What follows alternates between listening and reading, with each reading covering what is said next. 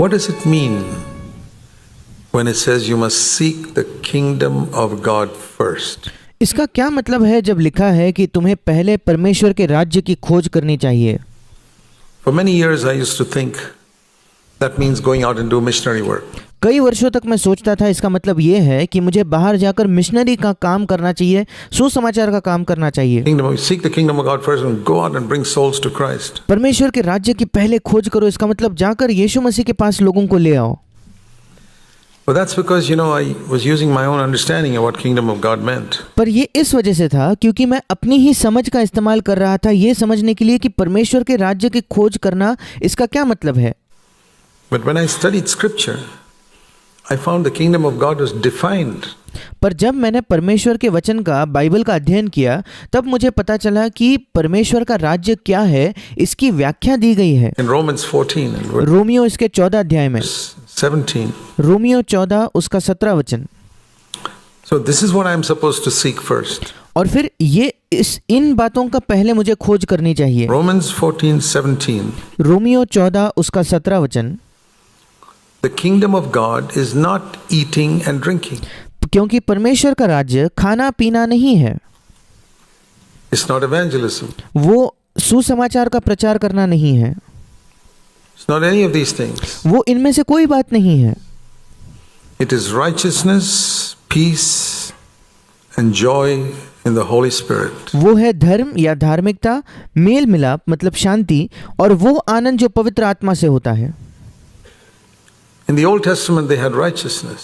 पुराने नियम में उनके पास धार्मिकता थी, but it was not accompanied by peace and joy in the Holy Spirit. पर वो धार्मिकता शांति और पवित्र आत्मा में आनंद के साथ मिली हुई नहीं थी। ये तीनों चीजें एक साथ नहीं होती थी।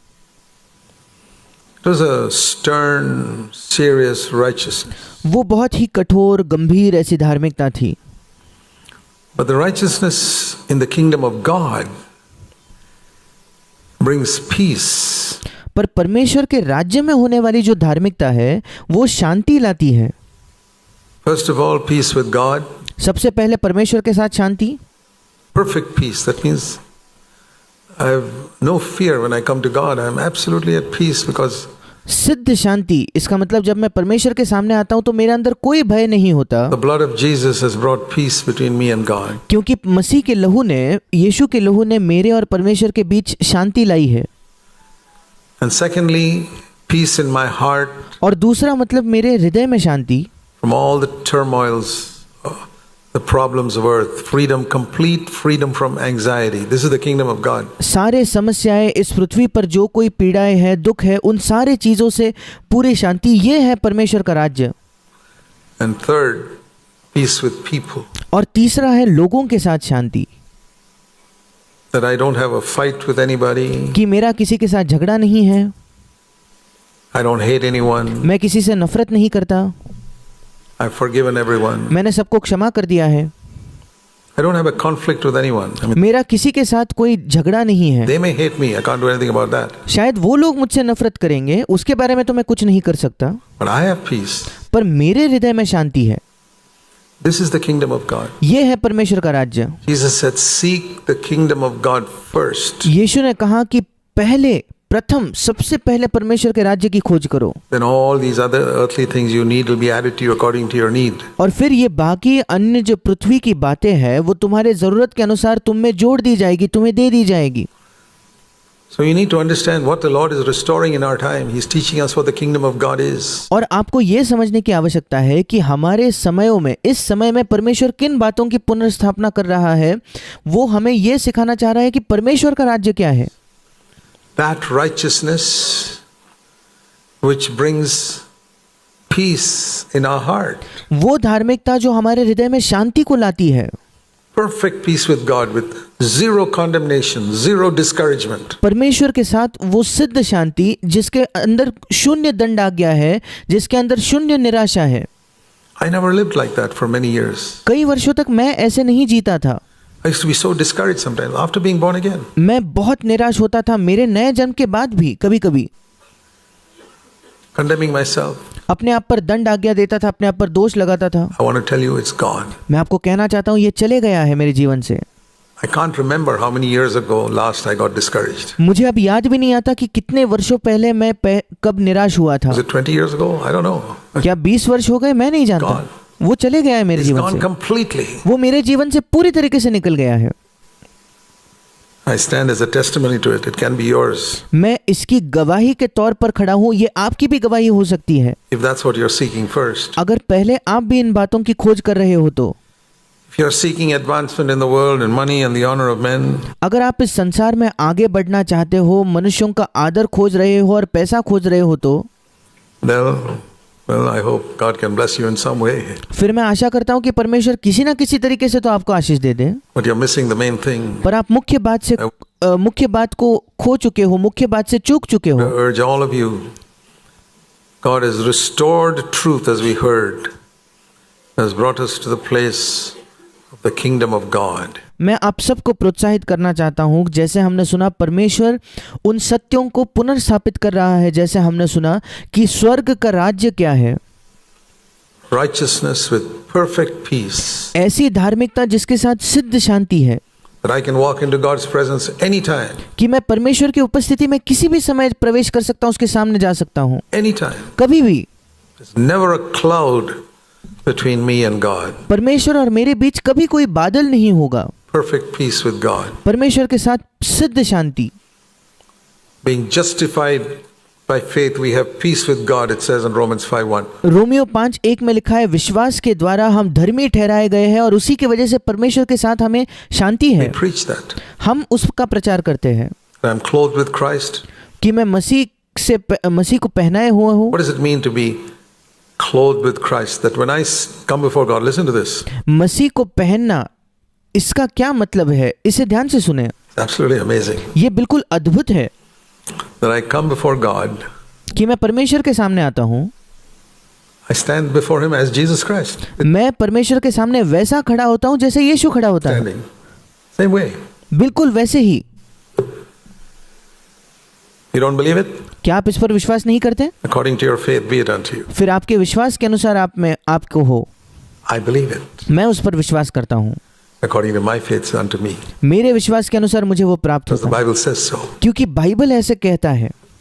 I'm clothed with the righteousness of Christ. मैं मसीह की धार्मिकता से ढका हूँ। मसीह की धार्मिकता मानो मुझे पहनाई गई है। That's why I have peace with God. इस वजह से मुझे परमेश्वर के साथ शांति है। And peace in my heart और मेरे हृदय में शांति, because He cares for all my needs. क्योंकि वो मेरे सारे ज़रूरतों की देखभाल करता है, चिंता करता है। He's making everything work for my good. वो सारे चीज़ों को मिलकर मेरे लिए भलाई ही को उत्पन्न कर रहा है। Why should I worry then? फिर मुझे क्यों चिंता करनी होगी? He will never allow me to be tested beyond my ability. वो कभी मेरी क्षमता से बढ़कर मुझे कभी परखे नहीं जाने देगा, मुझे परीक्षा में नहीं डालेगा। No weapon formed against me will prosper. मेरे खिलाफ बनाया गया कोई भी हथियार मेरे हानि के लिए नहीं ठहरेगा। Isaiah 54 verse 17. यशायाह 54 उसका 17 वचन में ये लिखा है। Amazing promises. अद्भुत ऐसे वायदे हैं। Perfect peace. सिद्ध शांति About life on this earth. इस पृथ्वी पर जीवन के विषय में भी। I don't know what lies tomorrow. मैं नहीं जानता कल क्या आने वाला है, But God has already known and planned it पर परमेश्वर पहले से ही जानता है और उसने योजना बनाकर रखी है for me. मेरे लिए। Ensured that it will never be too much for me. परमेश्वर ने यह निश्चित किया है कि कभी भी वो परीक्षा मेरे लिए बहुत ज्यादा नहीं हो जाएगी। That if there's a load there, He'll give me grace to equal it. कि अगर मेरे ऊपर कोई दबाव आने वाला है तो परमेश्वर मुझे पर्याप्त अनुग्रह देगा जिससे वो समान हो जाएगा। That's why we have peace ये मेरा तरीका है जिससे मुझे शांति मिलता है। in relation to circumstances and परिस्थितियों के संबंध में मुझे इस प्रकार से शांति मिलती है, peace in relation to people. और लोगों के संबंध में भी शांति। Bible says, pursue peace with all men. Bible कहती है कि सब लोगों के साथ शांति के पीछे खोज करो। That means you must, I can say this, never for a single moment to have a bitterness against any human being. इसका मतलब आपको कभी भी किसी भी मनुष्य के बारे में एक क्षण भी कड़वाहट नहीं होनी चाहिए, और मैं ये कह सकता हूँ ऐसा मेरे विषय में है। You think in my 76 years nobody's done harm to me? क्या आपको लगता है मेरे इस 76 वर्ष के जीवन में किसी ने कभी मेरे खिलाफ कुछ नहीं किया, मुझे हानि नहीं पहुंचाई? By the time you're 5 years old itself, people have done harm to you. जब तक आप 5 वर्ष के होते हो तब तक ही लोग आपको चोट पहुंचाते हैं, आपके विरुद्ध में कोई हानि का काम करते हैं। But I can stand before God and say this. पर आज मैं परमेश्वर के सामने खड़ा होकर ये कह सकता हूँ, Not a single human being has ever been able to harm me in इकलौता my मनुष्य life. मेरे पूरे जीवन में एक भी मनुष्य नहीं है जो कभी मुझे हानि पहुंचा सका है। Everything they did work for my good. उन्होंने जो कुछ किया वो सब मेरे भले के लिए ही हुआ, उससे मेरी भलाई ही हुई है। What shall I say to people who work for my good? मैं उन लोगों से क्या कहूँ जिन्होंने मेरे विषय में भलाई की है? Thank you. धन्यवाद। To people who did harm for me, it worked for my good. Thank you. जिन लोगों ने मेरे खिलाफ हानि की वो भी मेरे लिए भलाई ही का काम किया, तो उन्हें भी मैं धन्यवाद ही कहूँगा। Somebody who tried to do evil to me. ऐसा कोई जिसने मेरे विरुद्ध दुष्टता करने की कोशिश की, Thank you. People who धन्यवाद। tried to send me to jail. Thank you. जिन लोगों ने मुझे जेल में बंदी गृह में डालने की कोशिश की, धन्यवाद। Worked for my good. उन सब चीजों ने मेरे लिए भलाई ही को उत्पन्न किया। Peace with all men. सब लोगों के साथ शांति, सब मनुष्यों के साथ I have Shanti. nothing. I go to bed with a clear conscience, मेरे हृदय में कुछ नहीं होता, मैं सोने जाता हूँ तो एक साफ विवेक के साथ मैं जाता हूँ। with no bitterness against मेरे हृदय में, anybody in the whole wide world. इस पूरे संसार में मेरे हृदय में किसी के भी खिलाफ कोई कड़वाहट नहीं होती। Forgiven everybody मैंने सबको क्षमा किया है, the way God's forgiven me. बिल्कुल वैसे जैसे परमेश्वर ने मेरी क्षमा की है। Righteousness with peace. धार्मिकता शांति के साथ, It's through the power of the Holy Spirit. ये पवित्र आत्मा के सामर्थ के द्वारा है। And the other thing is joy. और दूसरी बात जो वहां लिखी है वो है आनंद। It's not a grim, serious righteousness. ये ऐसा आनंद नहीं जो बिल्कुल एक सीधा मुंह करके बहुत ही गंभीर मानो धार्मिकता हो, ऐसी धार्मिकता नहीं है। It's a joy उस धार्मिकता के साथ आनंद है, all the time in our heart. निरंतर हमारे हृदय में एक आनंद। There may be trials. हमारे जीवन में शायद क्लेश होंगे। Jesus was called a man of sorrows. We have trials, we have problems, we weep. यीशु मसीह को खुद दुखों का मनुष्य कहा गया था। हमारे जीवन में परीक्षाएं होती है, दुख होते हैं, हम विलाप भी करते When we हैं। go through bereavement or people die or naturally, but the joy in the heart never goes. जब हमारे जीवन में कुछ लोगों की मृत्यु हो जाती है, जब ऐसे दुख के क्षणों में हम जाते हैं, हम विलाप करते हैं, रोते हैं, पर हमारे हृदय में जो वो तो बिल्कुल स्वाभाविक है, पर हमारे हृदय में एक आनंद होता है जो कभी जाता नहीं, All the time. निरंतर। If you want this, you can have it. अगर आप ये चाहते हो तो आप ये पा सकते हो, Must seek it. पर आपको उसकी खोज करनी है। Seek and you shall find. आप खोजो और आप प्राप्त करोगे। Like we heard, जैसे हमने सुना, brother was saying how in that Feast of Tabernacles they were supposed to rejoice. भाई बता रहे थे कैसे वो जो तंबुओं का जो पर्व होता था उसमें उन्हें आनंद मनाना होता था। That is the kingdom of God where righteousness with joy. ये है परमेश्वर का राज्य जहाँ धार्मिकता आनंद के साथ है,